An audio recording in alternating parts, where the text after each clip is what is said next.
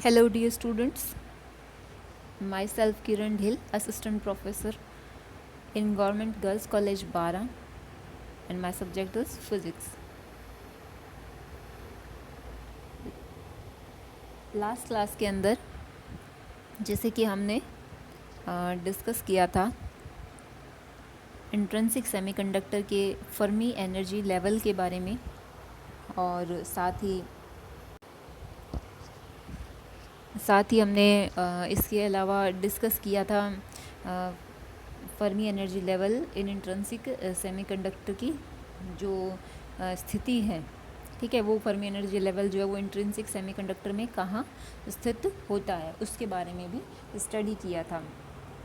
और उसके बाद में हमने स्टडी किया था एनर्जी डेंसिटी, ऊर्जा घनत्व, संख्या घनत्व, उसके बारे में स्टडी किया था हमने लास्ट लेक्चर के अंदर। और आज हम लोग पढ़ेंगे इलेक्ट्रॉन व होल संख्या घनत्व। जो फ्री इलेक्ट्रॉन अप्रॉक्सीमेशन आप लोगों ने पढ़ा था ना, उससे जो रिज़ल्ट आया था उसका हम लोग यहाँ पे यूज़ करेंगे। जो अपने लास्ट क्लास में पढ़ा था ना, डेंसिटी ऑफ स्टेट्स, अवस्थाओं का घनत्व, तो उसका जो एक्सप्रेशन है वो यहाँ पे यूज़ होगा। जैसे कि आप स्क्रीन पे देख पा रहे हो, फ्री इलेक्ट्रॉन या मुक्त इलेक्ट्रॉन सन्निकटन, मतलब फ्री इलेक्ट्रॉन अप्रॉक्सीमेशन, उसके अंदर एकांक आयतन में ऊर्जा E तथा E प्लस DE के मध्य क्वांटम अवस्थाओं की संख्या। ये एक्सप्रेशन हमने लास्ट क्लास के अंदर निकाला था। dN बराबर 8 पाई ओवर h की क्यूब 2m की पावर 3 की पावर 1/2 E की पावर 1/2 DE। इसमें बाकी जो है उसको सबको कांस्टेंट मान लिया गया है, और यहाँ पे इसको कांस्टेंट ले लिया गया है, इसको Ni लिया गया है, और E की पावर 1/2 DE हो जाता है। तो इस तरीके से Ni जो है उसका मान आ जाता है 8 पाई ओवर h की क्यूब और 2m की पावर 3 की पावर 1/2, ठीक है। इसका मान जो है, इसमें क्या है, सभी कांस्टेंट है, m, h और पाई, सभी का मान इलेक्ट्रॉन के लिए रख देते हैं। Pi is a constant 3.14, m का मान रख देते हैं 9.1 into 10 to the power -27, h का मान 6.63 into 10 to the power -34 joule second. इस तरीके से इन सभी का मान रखने से Ni जो है वो हमारे पास आ जाता है 6.82 इंटू 10 टू द पावर 27 आ जाता है। परंतु क्या होता है, ये तो है E तथा E प्लस DE के मध्य क्वांटम अवस्थाओं की संख्या, या जो इलेक्ट्रॉनों की संख्या थी n, जो एक्सप्रेशन था वो भी हमने लास्ट निकाला था। परंतु फर्मी डिराक ऊर्जा वितरण से तापमान T और ऊर्जा E की अवस्था में स्थित होने की जो प्रायिकता होती है वो क्या होती है, Fe, ठीक है, 1 एक्सपोनेंशियल E माइनस EF/kT + 1, ठीक है। किसी तापमान T पर और ऊर्जा E की अवस्था में स्थित होने की प्रायिकता Fe होती है। अतः ऊर्जा E तथा E प्लस DE के मध्य क्वांटम अवस्थाओं में इलेक्ट्रॉनों की संख्या क्या होगी, क्योंकि इलेक्ट्रॉनों का जो संख्या घनत्व है E तथा E प्लस DE के मध्य वो क्या है, dN है, और जो प्रोबेबिलिटी है वो क्या है, Fe है। अगर प्रोबेबिलिटी Fe है तो उस कंडीशन में इन अवस्थाओं के मध्य ऊर्जा E तथा E प्लस DE के मध्य क्वांटम अवस्थाओं की इलेक्ट्रॉनों की संख्या क्या होगी, dN बराबर Fe इंटू dN। जैसे मैंने आपको वो एग्जांपल बताया था ना, एक कि जैसे 100 कुछ सामान है, नंबर ऑफ 100 जैसे बॉल हैं, और 2 लोगों में उनको बांटना है, और प्रोबेबिलिटी है 1/2 एंड 1/2, तो 1/2 इंटू नंबर, तो नंबर ऑफ स्टेट्स या डेंसिटी ऑफ स्टेट्स क्या है ऊर्जा परास के अंदर, dN है, और प्रोबेबिलिटी क्या है, Fe है। तो इन क्वांटम अवस्थाओं में इलेक्ट्रॉनों की संख्या small dN is equal to Fe dN, ये हो जाएगा, ये एक्सप्रेशन आ जाएगा हमारे पास। क्योंकि dN का मान क्या है, Ni E की पावर 1/2 और DE, और Fe का मान क्या है, 1 एक्सपोनेंशियल E माइनस EF/kT, ये होता है, ठीक है। शॉकले के अनुसार क्या होता है, कि चालन बैंड का निम्नतम स्तर क्या होता है, ईसी होता है। अतः ईसी से कम ऊर्जा वाला वर्जित क्षेत्र होता है। क्वांटम अवस्थाओं के घनत्व के सूत्र में ई की पावर 1/2 जहाँ है ना, वहाँ पे क्या होना चाहिए, ई माइनस ई सी की पावर 1/2 होना चाहिए। क्यों, उससे क्या होगा कि ई माइनस ई सी की पावर 1/2 होना चाहिए, जिससे ई इज़ ग्रेटर देन, वहाँ पे क्या होगा, ई इज़ ग्रेटर देन ई सी। वह ई एफ फर्मी एनर्जी लेवल है, फॉर्मूले में है ना ई माइनस ई एफ, तो इसको इससे इंट्रोड्यूस करवाया है आपको कि ई एफ जो है फर्मी एनर्जी लेवल है। तो ई की पावर 1/2 उसकी जगह ई माइनस ई सी की पावर 1/2 रखना। क्यों, क्योंकि क्या होता है, जो कंडक्शन बैंड के अंदर जितने भी इलेक्ट्रॉन्स भरे जाएंगे तो उनका लोवेस्ट लेवल क्या है, ई सी है, और सभी क्या है उससे ऊपर की जो एनर्जी लेवल है उनमें ही भरे जाएंगे, लोअर फिर ऊपर, ठीक है, इस तरीके से बढ़ते चले जाएंगे। तो ई जो है एनर्जी ई, वो ऑलवेज इसके अंदर क्या होगा, ग्रेटर देन ईसी होगा, यानी ईसी से ऊपर ही भरे जाएंगे। और E F Fermi energy level है, अगर E is greater than E F है तो उस कंडीशन में ई माइनस ई एफ बटे के टी जो है एक्सपोनेंशियल, ये भी क्या होगा, 1 से ज़्यादा होगा। 1 से ज़्यादा होगा तो +1 जो है ना, वो हम लोग रिमूव कर देंगे इस एक्सप्रेशन के अंदर। तो हमारे पास जो वैल्यू आ जाएगी वो क्या आ जाएगी, N I E minus E सी की पावर 1/2, क्योंकि ई की पावर 1/2 को किससे रिप्लेस कर दिया, ई माइनस ई सी की पावर 1/2, और एक्सपोनेंशियल 1 को रिमूव कर दिया। और ये वाला जो मान था इसको आप ऊपर ले जाओ तो यहाँ पे एक और माइनस जो है वो आ जाएगा। तो अब आप इसको इंटीग्रेट करोगे तो कंडक्शन बैंड में इलेक्ट्रॉन कहाँ से कहाँ तक भरे जाएंगे, ईसी से इन्फिनिटी तक, क्योंकि ऊपर का लेवल ऊपर अनंत तक कहीं भी भरे जा सकते हैं। लोअर क्या है, ईसी है, तो ईसी से अनंत तक। तो n is equal to integration of D N N I E C से इन्फिनिटी ई माइनस ई सी की पावर 1/2 और ई की पावर माइनस ई एफ बटे के टी डी ई, ये है, ये एज इट इज़ आ गया। उसके बाद ये वाला जो था ना अंदर वाला ई माइनस ई एफ, इसमें हमने ई सी को घटा दिया और ई सी को जोड़ दिया है यहाँ पे, ठीक है, ई सी को घटाया है और ई सी को ही जोड़ा है। तो हम क्या कर रहे हैं, यहाँ पे ई माइनस ई सी है तो यहाँ भी हम लोग एक्सपोनेंशियल की पावर में भी माइनस का साइन बाहर और ई माइनस ई सी बनाने की कोशिश करेंगे। तो ई माइनस ई सी तो फर्स्ट 2 टर्म से बन जाएगा, सेकंड 2 टर्म्स को आप अलग एक्सपोनेंशियल कर देते हैं, क्योंकि जब ई की पावर एक्स है और ई की पावर वाई है तो आप ई की पावर एक्स प्लस वाई रख सकते हैं। उसी तरीके से जब ई की पावर एक्स प्लस वाई है तो आप ई की पावर एक्स और ई की पावर वाई भी लिख सकते हैं। तो ये मान लीजिए जैसे ई माइनस ई सी है तो वो तो यहीं रख दिया, और ई की पावर माइनस में ई सी माइनस ई एफ है उसको यहाँ बाहर निकाल लिया बटे K T into D E.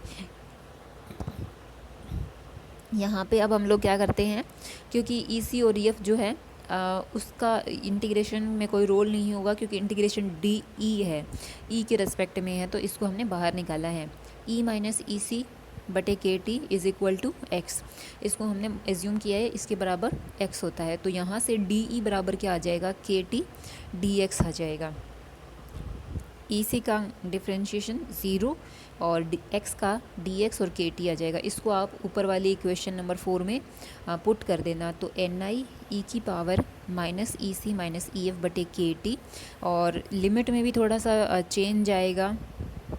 Limit में जैसे आप लोग जब शुरू में ई सी रखोगे यहाँ पे ई की जगह, ठीक है, लिमिट फाइंड आउट करनी पड़ेगी ना, जैसे ई सी है नीचे वाली लिमिट, तो यहाँ पे ई सी रखोगे तो x बराबर क्या आ जाएगा, 0। ऊपर वाली क्या है, इन्फिनिटी है, तो इन्फिनिटी रखने से इन्फिनिटी आ जाएगा। फिर ई माइनस ई सी का मान रखोगे तो क्या है, x के टी, तो के टी की पावर 1/2 और x की पावर 1/2 आ गया। ई की पावर माइनस एक्स आ गया, और जो डी ई था उसका मान क्या था, के टी डी एक्स, तो के टी डी एक्स आ गया।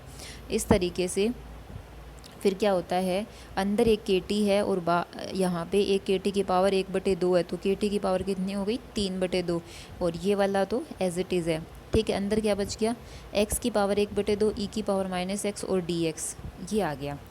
0 टू इन्फिनिटी लिमिट आ गई। ये क्या होता है, एक स्टैंडर्ड इंटीग्रल होता है जिसकी वैल्यू होती है √π/2। तो आप इसका मान रख दोगे तो n is equal to N I, और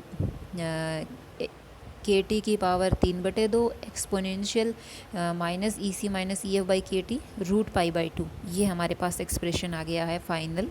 और अब हम क्या करेंगे, एन आई का मान रख देंगे। एन आई का मान क्या है, 8 पाई ओवर एच की क्यूब 2m की पावर 3 की पावर 1/2। ये हमारा एन आई का मान है। साथ में क्या था, साथ में कुछ भी नहीं था, बस यही था। ये एन आई का मान हो गया और ये के टी की पावर 3/2 रूट पाई बाई 2 को यहाँ पे आगे लिख लिया है और वापस एक्सपोनेंशियल आ गया। अब हम थोड़ा सा इसको सोल्व कर लेते हैं, क्योंकि एन आई के मान में 8 है और नीचे 2 है, तो 4 बन जाएगा ऊपर कैंसिल होने से, और 4 बनेगा ना। तो देखो क्या होगा, जैसे इसको आप इससे कैंसिल करोगे तो 4 आ गया। तो 4 का मतलब क्या हो गया, 2 की पावर 2। अंदर 2 की पावर कितनी है, 1/2 है, और बाहर कितनी है, 2 है। तो 2 में से 1 तो यहीं रख ली, बच गई कितनी, 1 और अंदर वाली आधी कितनी होगी, 3/2। के टी की पावर तो 3/2 है, के टी 2, इनकी पावर 3/2 हो गई। 8 पाई था तो पाई और ये रूट पाई कितने हो गए, 3/2, ये आ गया। m की पावर भी 3/2, ये हो गया। सब की पावर सेट हो गई है यहाँ पे। 2 पाई m के टी की पावर 3/2 ओवर एच क्यूब, और एक्सपोनेंशियल वाली टर्म एज इट इज़ है। उसके बाद हम लोग क्या करते हैं, ये वाला जो एक्सप्रेशन था उसको हम एक और कांस्टेंट दे देते हैं n। और n में भी एक कांस्टेंट है जो कि सिर्फ m पाई के और h वाला है।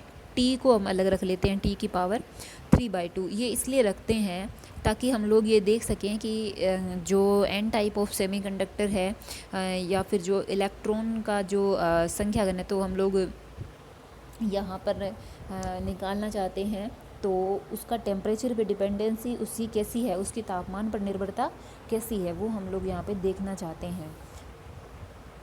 तो उसके बाद ये nn जो है उसका मान ये हो जाता है k1t की पावर 3/2। तो nn का मान जर्मेनियम के लिए, सिलिकॉन के लिए ये जर्मेनियम के लिए जैसे m लिखा, k लिखा, h लिखा, सबके मान निकाले और यहाँ पुट कर दिया इस फॉर्मूले के अंदर। और t की पावर 3/2 दोनों में, ये nn का मान आ गया। लेकिन दोनों के मान में क्या है, अंतर आ रहा है। अंतर किस वजह से आता है कि जर्मेनियम व सिलिकॉन में प्रभावी द्रव्यमान में अंतर के कारण ही nn के मान में अंतर आता है। नेज अर्धचालक में क्या होता है, EC minus EF, EC minus EF। EF का मतलब क्या होता है नेज अर्धचालक में, क्योंकि आप जानते हो EF जो है वो क्या होता है, EC प्लस EV/2 होता है। तो ये यहाँ रख दिया, एक EC माइनस में आधा EC, तो आधा EC बचा, EC माइनस EV/2। तो EC माइनस EV क्या होता है, ये होता है EC और ये होता है EV। इन दोनों के बीच का डिफरेंस क्या होता है, डेल्टा EG। तो ये आ गया डेल्टा EG/2। यानी कि हम अपना जो n का एक्सप्रेशन है ना, ये nn और e की power minus EC minus EF/KT, तो आप इसको डेल EG/2 लिख सकते हो, EC माइनस EF को। तो हमारा जो फाइनल एक्सप्रेशन है उसमें इस तरह का बदलाव भी हो सकता है, n = nn exponential minus delta EG/2 KT। अब ये जो एक्सप्रेशन है ना, काफ़ी इंपॉर्टेंट रहता है ये, क्योंकि कई बार जब एग्ज़ाम में न्यूमेरिकल जो क्वेश्चंस आते हैं ना, उसमें क्या होता है, nn का मान दे देते हैं या फिर k का मान दे देते हैं, t का मान दे देते हैं। क्योंकि nn आप जानते हो k1t की पावर 3/2, जैसे ये आपको पता है, ये दिया है तो आप nn निकाल सकते हो। डेल्टा EG दिया है, तो इस तरह से इलेक्ट्रॉन संख्या घनत्व जो है वो इस फॉर्मूले में रख करके आप निकाल सकते हो। ये था नेज अर्धचालकों के अंदर इलेक्ट्रॉन संख्या घनत्व, ठीक है। जो कि हमने कहाँ से शुरू किया था, फ्री इलेक्ट्रॉन अप्रॉक्सीमेशन से डेंसिटी ऑफ स्टेट्स का स्टेटमेंट जो था या एक्सप्रेशन जो था उसको यूज़ करते हुए और प्रोबेबिलिटी फर्मी-डिराक एक्सप्रेशन की लेते हुए हमने इसको आगे इसका एक पूरा मैथमेटिक्स सॉल्व किया। बिल्कुल इजी है, कुछ भी इसमें टफ नहीं है। इसके सिमिलर ही होल संख्या घनत्व है, होल संख्या घनत्व। अब देखो, होल संख्या घनत्व के अंदर संयोजकता ऊर्जा स्तर में EV क्या होता है, उच्चतम स्तर होता है। तो जहाँ पे अपने डेंसिटी ऑफ स्टेट्स का फॉर्मूला है उसमें जहाँ E की पावर 1/2 है ना, उसकी जगह हम लोग क्या यूज़ करेंगे, EV माइनस ई की पावर 1/2, क्योंकि सभी जितने भी इलेक्ट्रॉन्स हैं फिलअप हुए होंगे वो EV एनर्जी लेवल से नीचे ही होंगे, और सॉरी इलेक्ट्रॉन नहीं, होल्स, क्योंकि इलेक्ट्रॉन्स जब कंडक्शन में जाते हैं तो जितने भी होल बनेंगे वो EV एनर्जी लेवल या इससे नीचे ही होंगे, ऊपर तो होंगे नहीं। होलों का घनत्व कहाँ रहेगा, संयोजकता ऊर्जा स्तर के अंदर ही संयोजकता ऊर्जा बैंड के अंदर ही रहेगा, और उसका उच्चतम स्तर क्या है, EV है, तो सब उसके नीचे नीचे ही रहेंगे। इसीलिए जहाँ E की पावर 1/2 है वहाँ EV माइनस ई की पावर 1/2 जो है उसका यूज़ करेंगे। और E की क्वांटम अवस्था में होल के स्थित होने की प्रायिकता का तात्पर्य ऊर्जा E की क्वांटम अवस्था में इलेक्ट्रॉन की अनुपस्थिति है। ठीक है, समझ रहे हो आप, कि जैसे हमने ऊपर वाला सोल्व किया था ना मैथमेटिक्स पूरा, उसमें हमने क्या कहा था कि ऊर्जा E की क्वांटम अवस्था में तापमान T पर इलेक्ट्रॉन के होने की प्रायिकता क्या है, Fe, और ना होने की प्रायिकता क्या है, 1 माइनस Fe। समझ रहे हैं आप, जैसे इलेक्ट्रॉन के होने की प्रायिकता है Fe और ना होने की प्रायिकता क्या होगी, 1 माइनस Fe, क्योंकि टोटल प्रायिकता क्या होती है, 1, होने और नहीं होने दोनों को मिला करके टोटल प्रायिकता क्या आएगी, 1, ये होने की और ना होने की 1 माइनस Fe। जहाँ इलेक्ट्रॉन नहीं होंगे वहाँ क्या होंगे, होल होंगे। इस तरीके से होल के होने की प्रायिकता क्या हो जाएगी, 1 माइनस Fe। ठीक है, तो ऊपर जैसे हमने इलेक्ट्रॉन का जो संख्या घनत्व निकाला था उसके अंदर क्या किया था, प्रोबेबिलिटी इनटू डेंसिटी। ठीक है, तो वो क्या आ गया था उन क्वांटम अवस्थाओं में इलेक्ट्रॉनों की संख्या। अब हम लोग बात कर रहे हैं होल के लिए, तो ऊर्जा E से E प्लस DE के मध्य क्वांटम अवस्थाओं में होल संख्या, तो होल की संख्या के लिए वही Ni EV माइनस ई की पावर 1/2 DE और 1 माइनस Fe। ठीक है, 1 माइनस क्या आ गया, Fe। तो Fe का मान क्या है, 1 ओवर एक्सपोनेंशियल E की power E minus EF/kT plus 1 और EV माइनस E की पावर 1/2 NiDe, ये होता है। आप इसको सॉल्व कर लोगे एलसीएम लेकर के, तो 1 से जब गुणा करोगे तो ये वाला आ जाएगा, ऊपर E की power E minus EF/kT plus 1, और इधर क्या है एक -1, तो 1 से 1 कैंसिल हो जाएगा, और ये एज इट इज़ है। 1 से 1 कैंसिल करने के बाद आप इसको नीचे ले आना, नीचे लाओगे ना तो ये तो कैंसिल हो जाएगा, और 1/, एक्सपोनेंशियल वाली टर्म आएगी जिससे वो माइनस का हो जाएगा। ठीक है, ऊपर Ni EV माइनस E की पावर 1/2 DE, और नीचे exponential minus E minus EF/kT plus 1, ये बन जाएगा। और चाहे तो आप माइनस को अंदर गुणा करके EF माइनस E भी कर सकते हो। अब EF minus E is greater then KT, क्योंकि EF कहाँ है इंट्रिंसिक सेमीकंडक्टर में, ये तो EV है वैलेंस बैंड, और EF है यहाँ। आप जानते हो EV is greater then E, तो EF तो और भी ज़्यादा डिफरेंस हो गया है ना। ये E कहाँ है, यहाँ कहीं होगा, कहीं भी एज्यूम कर सकते हैं। तो जितना इनके बीच में गैप है तो EF का तो उससे और ज़्यादा गैप आ जाएगा। ठीक है, तो EF माइनस E क्या हो गया, ग्रेटर देन KT। तो उस कंडीशन में क्या होगा, 1 को आप रिमूव कर सकते हो, एक्सपोनेंशियल वाला टर्म है वही बचेगा, तो उसको आप ऊपर लेकर जाओगे तो माइनस का साइन जो है वो इंट्रोड्यूस होगा इसके अंदर। अब आप निकाल लोगे होल संख्या घनत्व या होलों की संख्या P, और होल कहाँ से कहाँ तक भरे जाएंगे, या भरे नहीं, होल कहाँ से कहाँ तक होंगे, EV से लेकर के नीचे तक, जहाँ तक अपना बैंड का विस्तार है वहाँ तक। तो कोई अपने लिमिट तो डिसाइड हुई नहीं है, तो -इन्फिनिटी तक, तो EV टू -इन्फिनिटी यहाँ आ जाएगा। ठीक है, तो यहाँ पे क्या होगा, जैसे ये मान रखा Ni EV माइनस E की पावर 1/2 एक्सपोनेंशियल, और जैसे इसमें क्या है डायरेक्ट लिख दिया है मैंने, और वो जैसे ऊपर वाले एक्सप्रेशन में एक बार जोड़ा एक बार घटाया, तो इसमें भी आपको ऐसे ही करना है। EF माइनस E है तो इसमें एक बार EV जोड़ोगे एक बार EV घटाओगे, तो हमें क्या करना, हमें क्या रखना है, EV माइनस E रखना है। तो ये रख लिया हमने EV माइनस E। ठीक है, और बच गया क्या, EF माइनस EV। इसको आप बाहर निकाल लेंगे इसमें ये ई वी माइनस ई अंदर exponential minus E V minus E बटे के टी।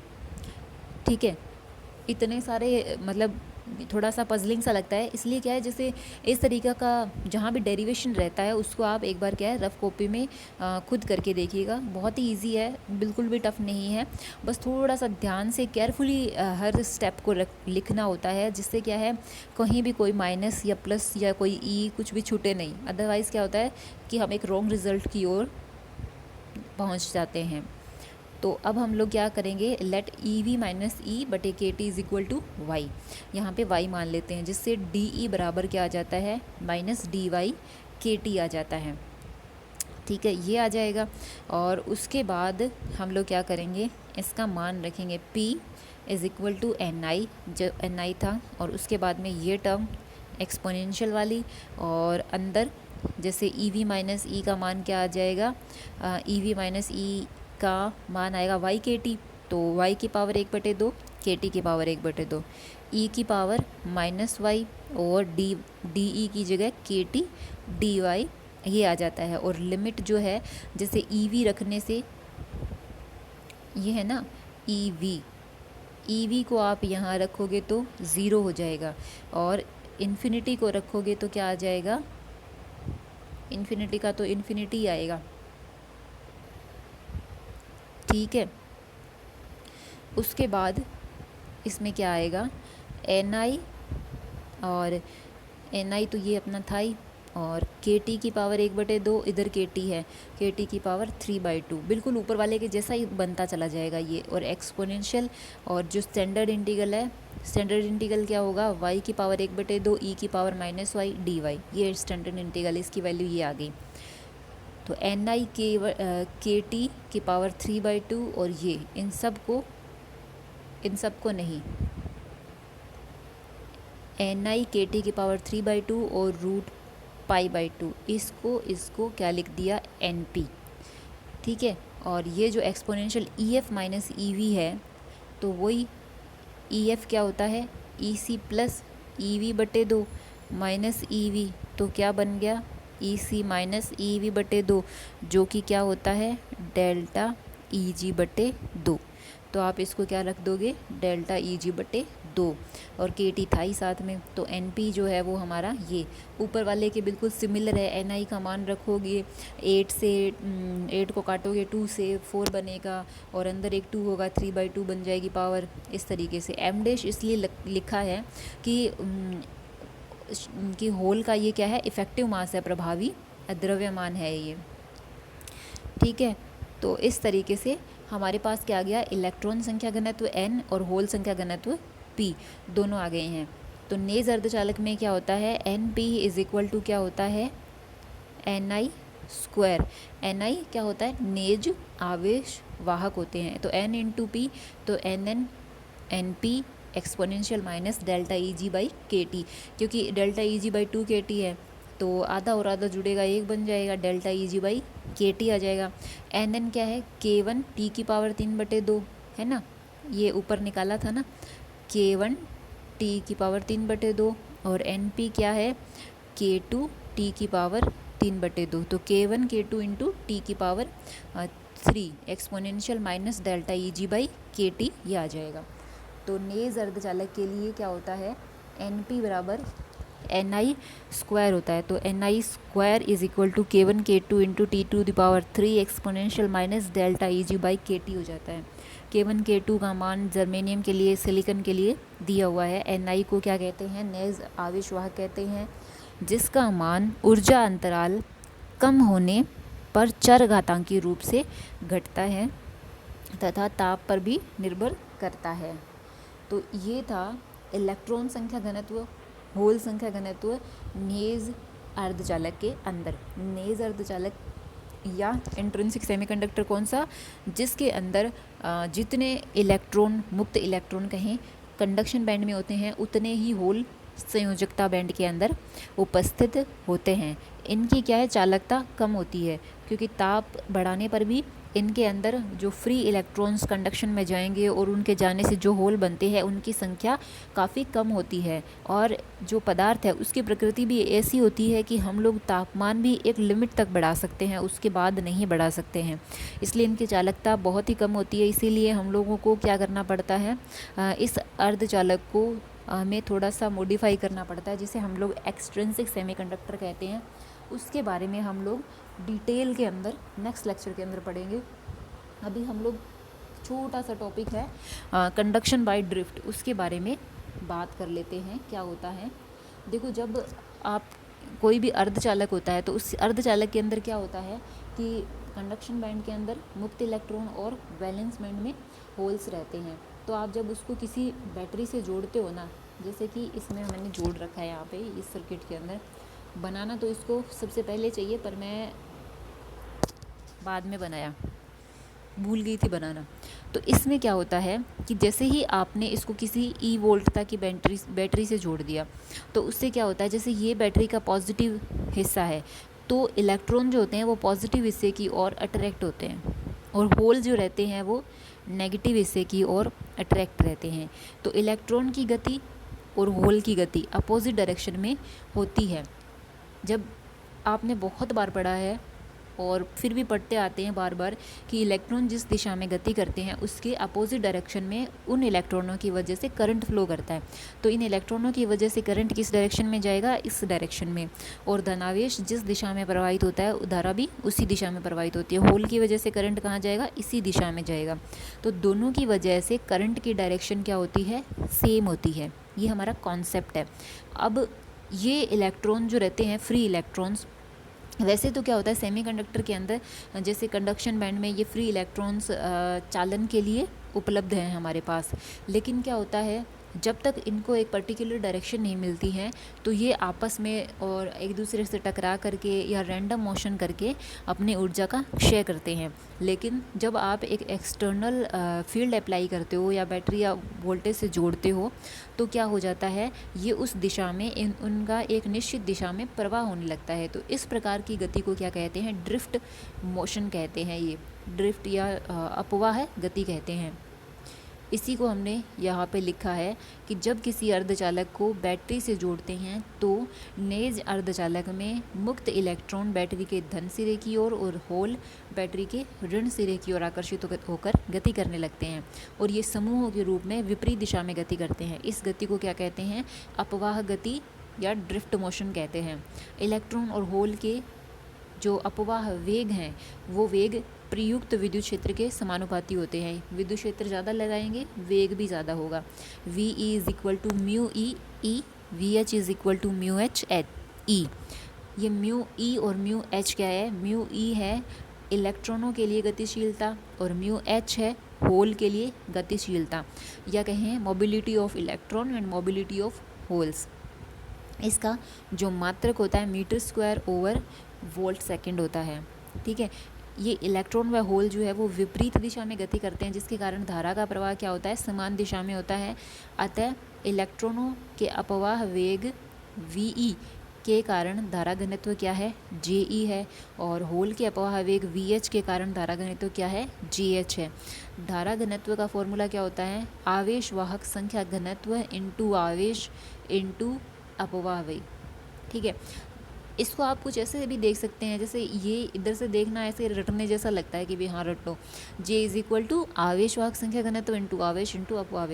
एक हमारे पास मुक्त इलेक्ट्रॉनों की संख्या है n, ठीक है, एक इलेक्ट्रॉन का आवेश है e, तो n इलेक्ट्रॉनों का आवेश क्या होगा, ne। ठीक है, और j is equal to NeVe। ये हो गया टोटल आवेश इंटू अपवाह वेग वी का आप मान रख दोगे, वी क्या है, म्यू ई इंटू ई। ओके, और यही जो एक्सप्रेशन है आप जे के लिए निकालोगे। इसको ना और ज़्यादा एक्सप्लेन करके, जैसे ये वी भी इसके साथ में आया है ना, वो हमारा एक नेक्स्ट टॉपिक है जिसमें हम एक्सट्रिंसिक सेमीकंडक्टर पढ़ेंगे ना, उसके अंदर हम एक्सट्रिंसिक सेमीकंडक्टर के अंदर भी करंट डेंसिटी निकालेंगे या धारा घनत्व जो है वो निकालेंगे। वहाँ पे ये पूरा एक्सप्रेशन कैसे आया है वो पूरा क्या है, डेरिवेशन के फॉर्म में है। तो यहाँ मैं शॉर्ट में ही बता रही हूँ क्योंकि ये शॉर्ट में ही है। आगे क्या है, क्योंकि हम पूरा उसको एक्सप्लेन करेंगे तो दो बार उसका एक्सप्लेनेशन करना नहीं पड़ेगा, वहाँ पूरा डिटेल में पढ़ेंगे तो ये भी क्लियर हो जाएगा। ठीक है, तो अपवाह आवेग क्या आ जाएगा, पी होलों की संख्या, एक होल का आवेश ई, और अपवाह आवेग क्या है, वी एच। तो ये आ जाता है। यहाँ पे इलेक्ट्रॉन का चार्ज माइनस ई होता है और वो अपोजिट डायरेक्शन में मूव करते हैं जिधर धारा बहती है। ठीक है, तो माइनस वी ई आ जाता है। इस तरीके से ये दोनों की वजह से कुल धारा घनत्व क्या आ जाएगा, ये म्यू ई का ये एक तरफ तो ई और capital E, charge and electric field दोनों को बाहर निकाल लिया, N mu E plus P mu H. धारा घनत्व तो क्या होता है, एम्पियर पर meter square. J is equal to होता है I by A. J is equal to क्या होता है, आई ओवर ए, करंट पर यूनिट एरिया धारा घनत्व होता है। अब हम बात करते हैं विद्युत चालकता। जे इज इक्वल टू होता है सिग्मा ई। धारा घनत्व का चालकता के साथ क्या संबंध होता है, सिग्मा। सिग्मा इज ईयर कंडक्टिविटी, तो sigma is equal to J by E. ठीक है, तो जे बाई ई, जे का मान रख दो और ई से उसे डिवाइड कर दो। ये वाला हमारा जे का एक्सप्रेशन है और उसमें ई का भाग दोगे तो ई रिमूव हो जाएगा। और कंडक्टिविटी का मात्रक क्या होता है, महो प्रति मीटर, और रेजिस्टिविटी कंडक्टिविटी का रिवर्स होता है। तो ये हमारी रेजिस्टिविटी, इसका मात्रक ओम इंटू मीटर होता है। ये जर्मेनियम और सिलिकॉन के लिए 300 केल्विन पर म्यू ई और म्यू एच के मान दिए गए हैं। नेज़र चालकों की संख्या दी गई है और उनकी रेजिस्टिविटी का मान भी दिया गया है इसके अंदर। ये याद करना ज़रूरी नहीं है, ये कुछ आंकड़े हैं जो आपकी बुक में दिए हुए थे तो मैंने यहाँ पे नोट कर दिए हैं। कुछ बच्चे जैसे सिर्फ नोट्स पढ़ेंगे और कभी उन्हें ज़रूरत पड़ती है तो फिर इनको समराइज़ कर सकते हैं या कहीं भी न्यूमेरिकल वगैरह में यूज़ कर सकते हैं। वैसे सम टाइम जब कभी न्यूमेरिकल्स आते हैं ना इस तरीके के, तो उनमें ये वैल्यू दी हुई होती है, तो इस तरह की कोई दिक्कत नहीं है और ऐसा कुछ स्ट्रेस लेने जैसा नहीं है कि इन्हें याद रखना है। हमारा काम है कॉन्सेप्ट को समझना कि क्या हो रहा है। ठीक है, तो आज हम लोगों ने बात की electron and hole density in semiconductor और साथ ही बात करी drift velocity of electron and hole in semiconductor.